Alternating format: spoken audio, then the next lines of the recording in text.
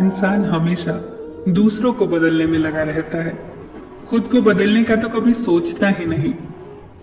एक आदमी था, जब वो जवान था तो उसने भगवान से प्रार्थना की कि हे भगवान, मुझे इतनी ताकत दे कि मैं दुनिया बदल सकूं। दुनिया के मालिक ने कोई जवाब नहीं दिया।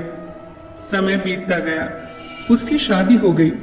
उसने फिर प्रार्थना की कि हे मेरे मालिक, मुझे इतनी समझ दे कि मैं अपनी पत्नी को बदल सकूं। ईश्वर ने फिर कोई जवाब नहीं दिया। समय बीतता गया, उसके बच्चे हुए। उसने फिर वही प्रार्थना की कि हे मेरे ईश्वर, मुझे इतनी समझ दे कि मैं अपने बच्चों को बदल सकूं। फिर कोई जवाब नहीं आया। अब वो इंसान बूढ़ा हो गया और एक दिन अस्पताल के बिस्तर पर पड़ा पड़ा जोर जोर से हंसने लगा अपने ऊपर।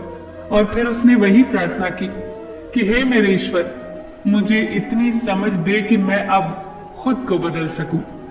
ईश्वर ने मुस्कुरा कर कहा, काश ये तूने पहले मांग लिया होता तो तेरा सारा जीवन सुख, शांति और सुकून से गुजरता।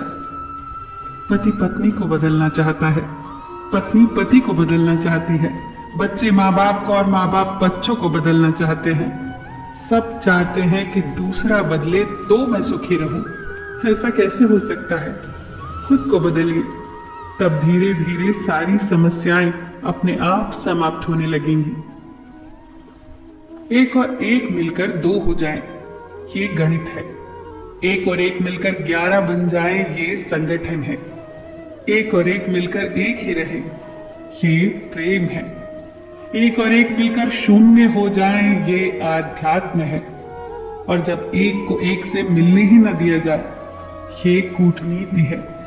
और जब एक को एक के विरुद्ध खड़ा कर दिया जाए तो ये राजनीति है। प्रेम क्या है और मोह क्या है? प्रेम में हम किसी के सुख की इच्छा करते हैं और मोह में हम किसी से सुख की इच्छा करते हैं। प्रेम में हम सुख देने का प्रयास करते हैं उसे जिसे हम प्रेम करते हैं, और मोह में हम उस व्यक्ति के माध्यम से स्वयं सुख लेने का प्रयास करते हैं। जब हमें कोई फूल पसंद आता है तो हम उसके पौधे को पानी से सींचते हैं ताकि वो फूल कई दिनों तक खिला रहे और ताजा रहे। ये है प्रेम। जबकि इसके विपरीत पसंद आने पर फूल को तोड़ लिया जाना मोह कहलाता है। प्रेम स्वतंत्र करता है, मुक्त करता है, मोह बांधता है। जो आपको बांधे वो मोह है, जो आपको मुक्त करके विकास की ओर ले जाए वो प्रेम है। जानते हैं, क्रोध का पूरा खानदान होता है। क्रोध की एक लाडली बहन है जिद, क्रोध की पत्नी है हिंसा, क्रोध का बड़ा भाई है अहंकार, क्रोध का पिता जिससे वो डरता है वो है भय, क्रोध की बेटियां हैं निंदा और चुगली, क्रोध का बेटा है बैर, क्रोध के खानदान की नकचड़ी बहू है ईर्ष्या, क्रोध की पोती है घृणा, क्रोध की माँ है उपेक्षा, क्रोध के दादा हैं द्वेष। तो इस पूरे खानदान से दूर रहिए, बच कर रहिए, संभल कर रहिए। इंसान जब कोई अपराध करता है तो किसी व्यक्ति को अपने किए गए कार्य पर पश्चाताप होता है और किसी को कोई पश्चाताप नहीं होता, पर दोनों को ही अपराध का दंड भुगतना ही पड़ता है, क्योंकि प्रकृति का यह नियम है, जैसी करनी वैसी भरनी।